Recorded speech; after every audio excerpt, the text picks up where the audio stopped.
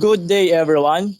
In this video, we will show you how to prepare the main engine for departure. But before we start in the process, let me introduce to you the engineers. First, we have here Chief Engineer Alcantara Jesus Matthew, followed by Engineer Marhes Angelo, Engineer LaGuardia Giancarlo Thomas, Engineer Lacey Dale, Engineer Rica Franca Ralph Andre, Engineer Misa Ray Mark, Engineer Tablada Joshua, Engineer Alibang Romel Ayan, Engineer Madlangbayan Ashley, and yours truly, Engineer Diaz Oliver. So now, let's start with the process. Can I call on Engineer Marhes? Okay, Chief, let's start. Okay. First is go to MD64 refrigeration system. Okay. Located. Okay. Then start make a pump of oil separator. Oil sep oil separator level should be at 40 to 50%. I think it they're running and the makeup pump for the oil separator is already at 40 to 50%. So load. Next. So let's proceed. Start lubricating oil circulating pump. Okay. Started. Okay, next is open seawater inlet valve to lubricating oil cooler. Open. Okay. Then next is start number one, seawater pump. Okay. Next. Then next is open liquid receiver inlet valve. Open. Next is open vapor valve. Open. Then open liquid receiver outlet valve. Open. Open meat or fish small blower. Um, in this case, we should open the air fan 2 or the big one also. So proceed. Okay, then start provision store air fan. Okay. Started. Then put refrigeration temperature controller to manual and put a set at point of at least 10%. Okay. Proceed.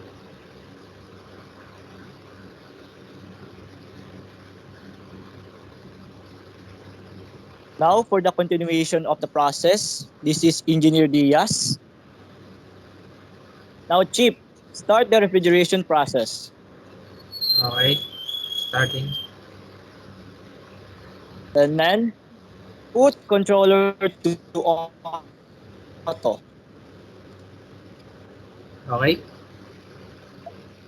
Then open charging valve, make up V over V until condenser and equivalent to 30% total refrigerant.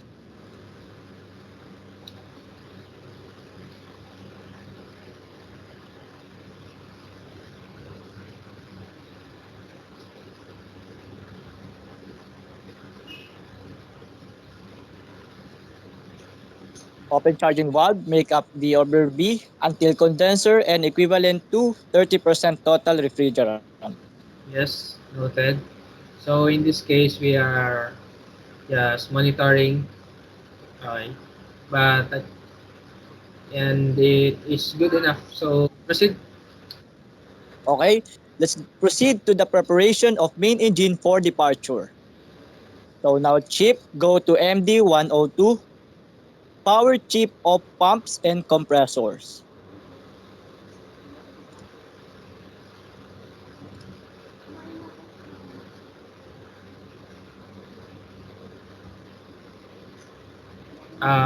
Again. Go to MD102, Okay. power chip of pumps, and compressors. Okay. The now locate shortcut of MD10 freshwater system.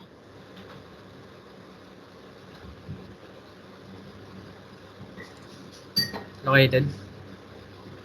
Then go to MD40, start all ventilation fans.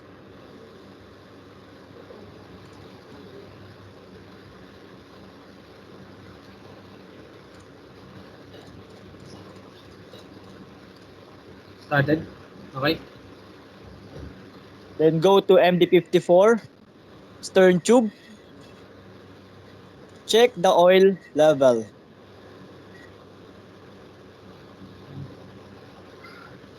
Okay. The oil level is good. Then go to MD10, open cooling inlet valve of ME camshaft cooler.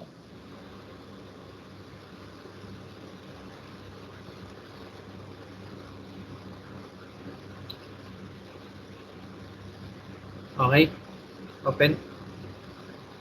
Then now open cooling inlet valve of MELO1 cooler. Okay.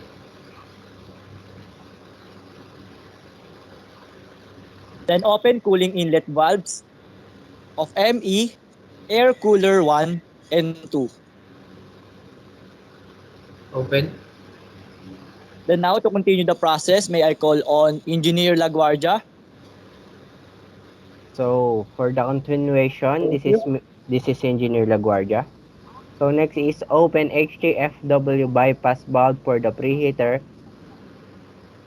Then increase from 25% to 100%.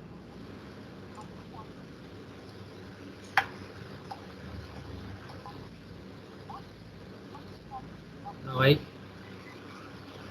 The next is open HTFW inlet and outlet to ME shut off valve.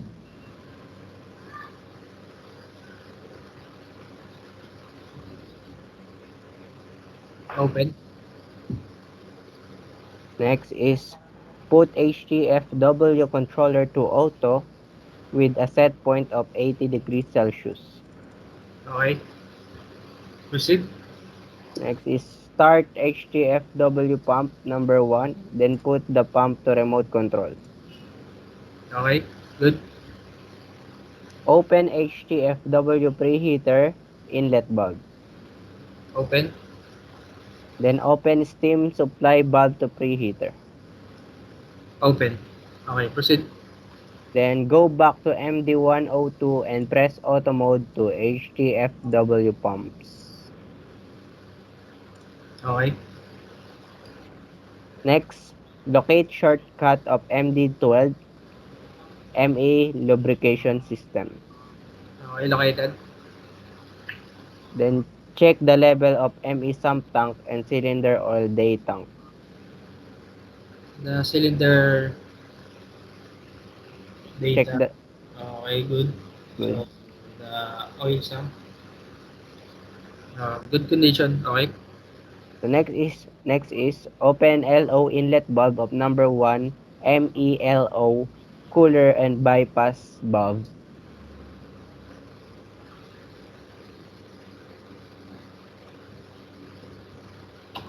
Open. So for the continuation, engineers. So this is Engineer Capranca. For the next step, put temperature controller to auto and set point 45 degrees Celsius. Okay. Good. Next, open the lube oil back flush filter. Okay. Open. Then open the supply valve to ME bearings. Supply valve. Okay. Then start the number 1 main lube oil pump.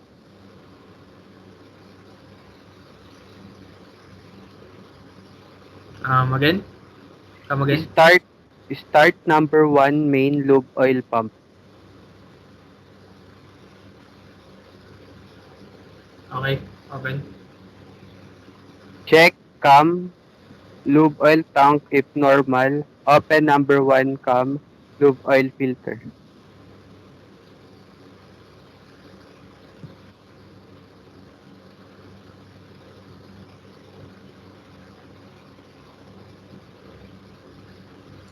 Okay, open. Then check the cam temperature set point. It should be 50%. Okay, Then start the number 1 cam lube oil pump. starting. Started. Okay, Then put the main engine lube oil pump and camshaft lube oil pump to remote mode. okay, good. Then open the lube oil purifier suction valve and return valve.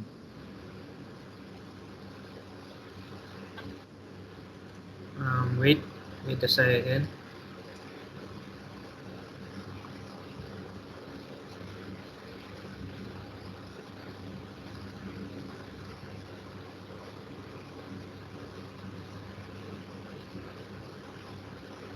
Okay, open. Then go to MD09 lube oil purifier system. Waited. Okay, next engineer. Okay, this is Engineer Misa. Uh, do you hear me, Chief Engineer Alcantara? Yes, Engineer Misa. Proceed. Next step is press on to start purifier motor, then start feed pump and set up heater cooler to auto, Okay. then adjust flow rate to 50%.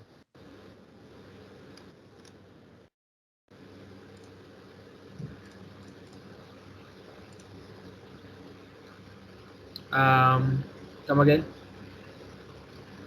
Adjust the flow rate to 50%. Just upload to 50%. Okay. Next is open hot water valve and sealing valve. Okay, open. Then next is fill up operating water tank to the range of zero point 0.3 to zero point 0.9 m.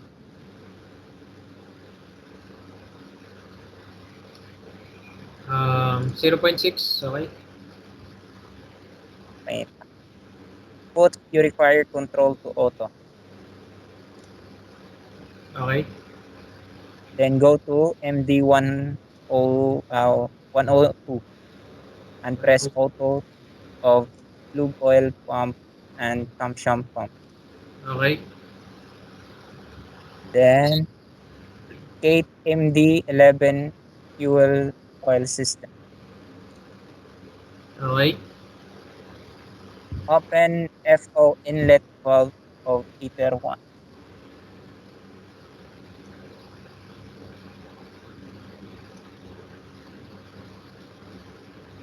Come again. Open FO inlet valve, fuel oil inlet valve of heater 1. Okay, open. Um, Open number 1 FO backflush filter. Okay, open. Uh, put vil- put viscosity controller to auto set point 15 CST. Okay. Um, Next is open ME emergency shut off valve. Open. ME emergency shut valve. Okay. Proceed. Proceed to the next engineer. Okay, this is Engineer Tablada Joshua. I am loud and clear, Chief. Yes. Okay, open FHO supply valve to diesel generator 1 and 2. Okay, open. Next, go to MD5. MD5. Okay, Open, okay. open supply valve of DO and HFO to FO system.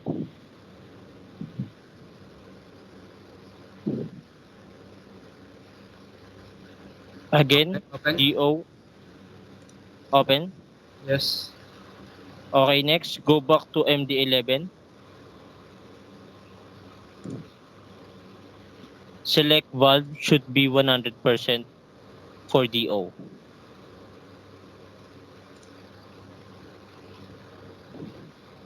111 for.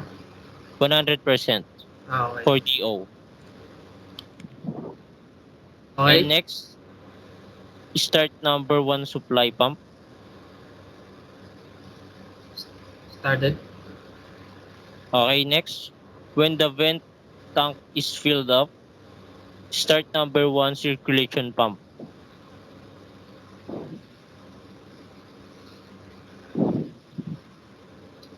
Okay, started. Next, start FO viscosity motor.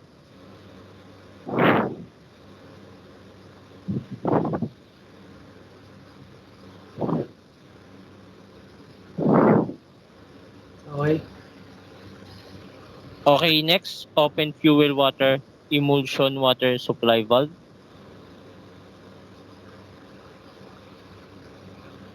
Emulsion. Okay, open. Okay, put on the fuel water emulsion controller. Okay. And next, put FO supply pump and FO circulating pump to remote mode.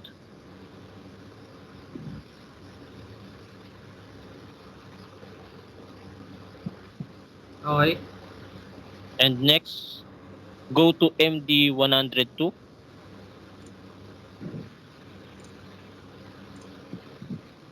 Proceed. Okay, put the FO circulating and supply pumps to auto.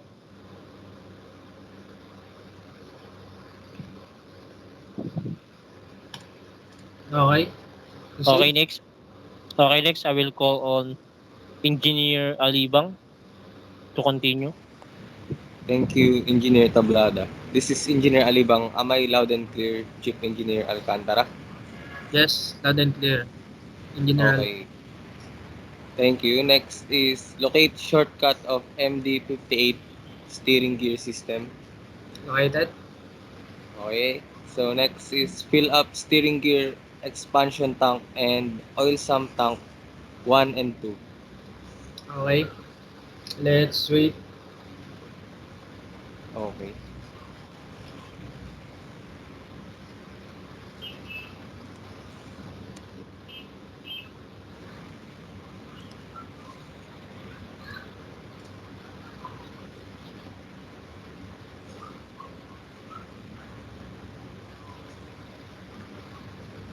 Okay. Think that's good enough.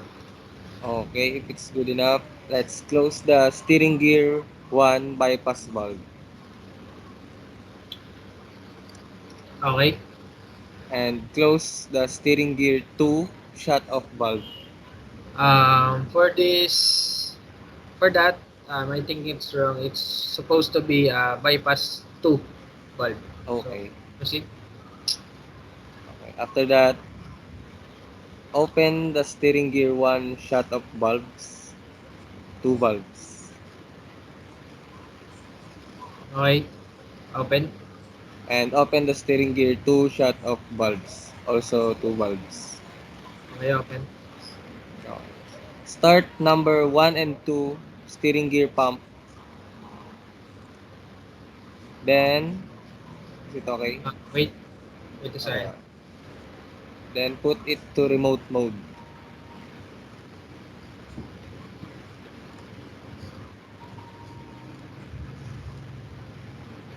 Okay. Proceed. Okay. Next is put the rudder control to remote Okay. and go to MD 21 to 25 open indicator mode.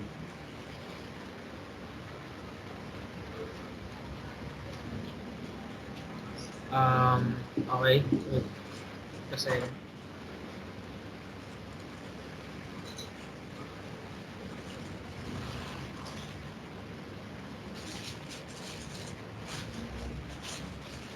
Okay, proceed. Go to MD 102, 102. Okay. Press auto of steering gear pump. Okay, good. Okay. Proceed. And then locate shortcut of MD20, ME local control. Okay. Okay. Next is I would like to call on Engineer Lysico for further instructions. Pardon. I Engineer. would like to call on Engineer Madlang Bayan Okay, for okay. further instructions. Thank you. Hello, Chief Engineer Alcantara. Am I loud and clear? Yes, you are loud as clear. Okay, so I will continue. Then, request for clearance from bridge that you're going engage and start the turning. Okay, we assume that we request for clearance from the bridge. So, okay, engage. Okay, then engage turning gear for 15 to 20 minutes to lubricate the cylinders. Okay, we also assume that we engage the turning gear for 15 to 20 minutes, but we'll do it for just 1 minute. Okay, Okay, then disengage turning gear. okay, wait for 1 minute. Okay, Okay,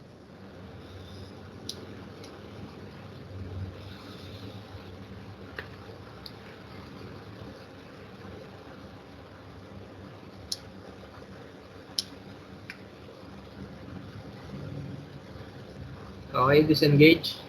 okay, then disengage the turning gear. Okay na yun, Chief. Yes, Then start auxiliary blowers number 1 and 2. okay, started. Then put ME auxiliary air blowers to auto. Okay, After proceed. that, okay, then go to MD 59. Then start air and air compressor open start. Open start air receiver 1 and 2 outlet valve. Did you get it, Chief? Yes, wait, wait a minute. Okay, Chief. Start air. Um, Start air and air compressor.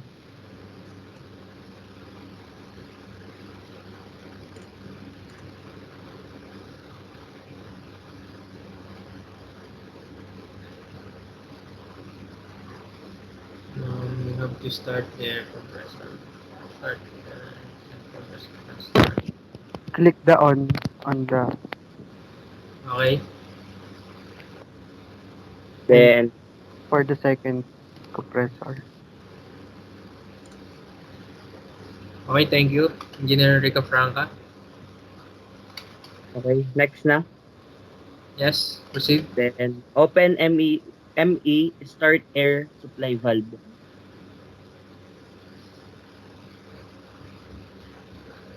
Okay, start. Ayan, open. Oo. Then go to MD18 ME maneuvering system.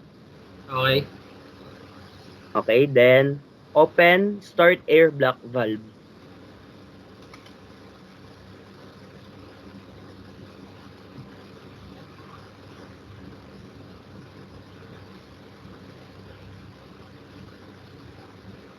Okay,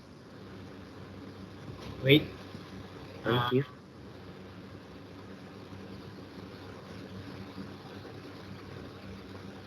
okay, Then open start air distribution block valve. okay, open. Then next engineer Leisico. Hello, Chief Engineer Alcantara. How's my connection? It's good. It's good. Alright. Let's proceed.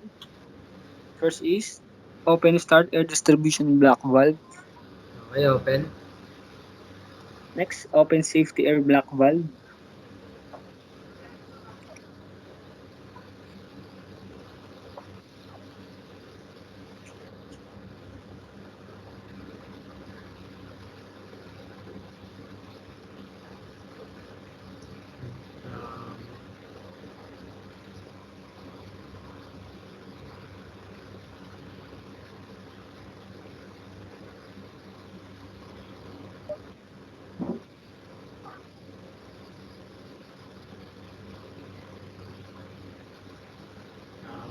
I Okay. think that's the. Oh, yeah, okay. Where? Next, check parameter. P stands for pressure and it should be at around 25 to 30 bar in MD20.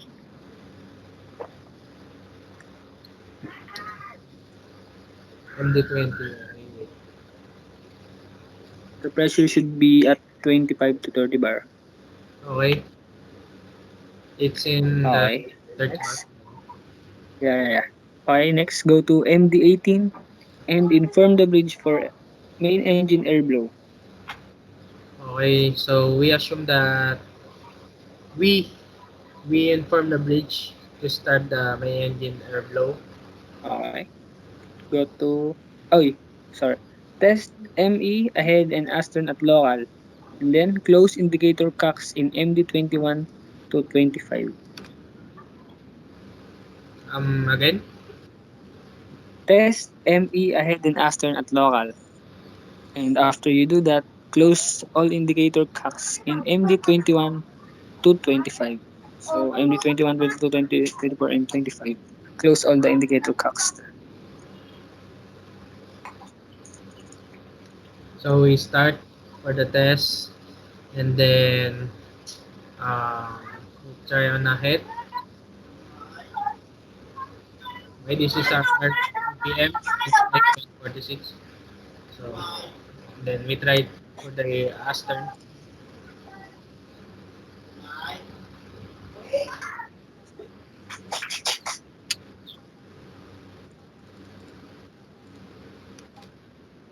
Okay, and after that,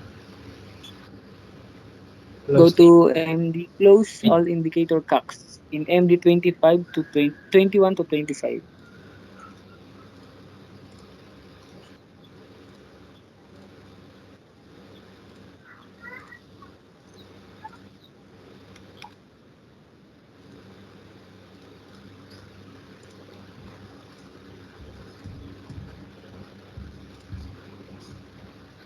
Okay, proceed.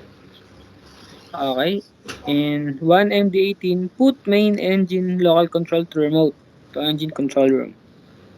MD18. Okay. Then MD110 transfer the responsibility to bridge control. And MD104 acknowledge in engine. Okay, wait. So Okay, we take your time. wait.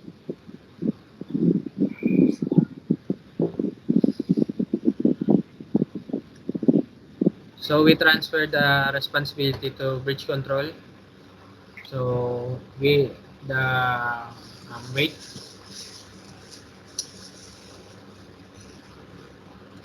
So the main engine control acknowledge it. So okay, proceed. Okay. Then go to MD81 exhaust boilers. Put damper controller to auto. Set point 9 bars. Go to MDA.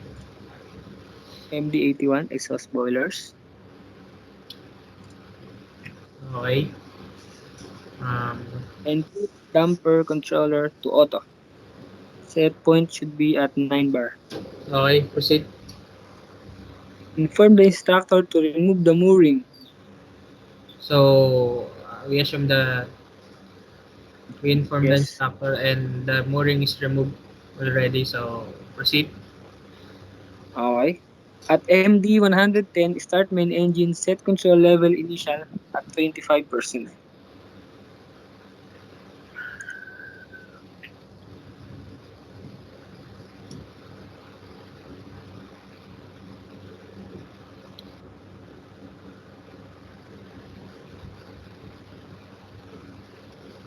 In MD 110.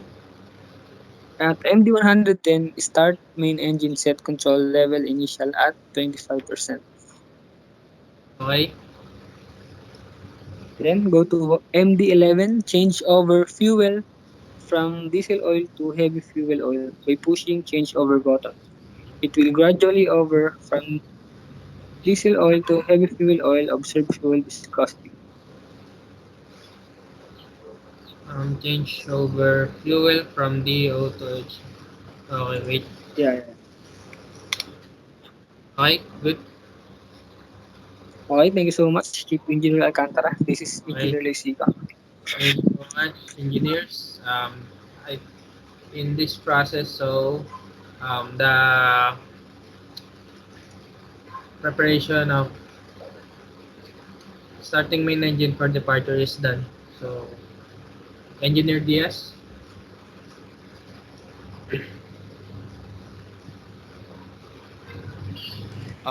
Pardon. I think it's good enough now. Uh, this is Engineer Alibang. So, yeah, that is the process on how to prepare the main engine for departure. Again, thank you, Chief and engineers. Thank you very much.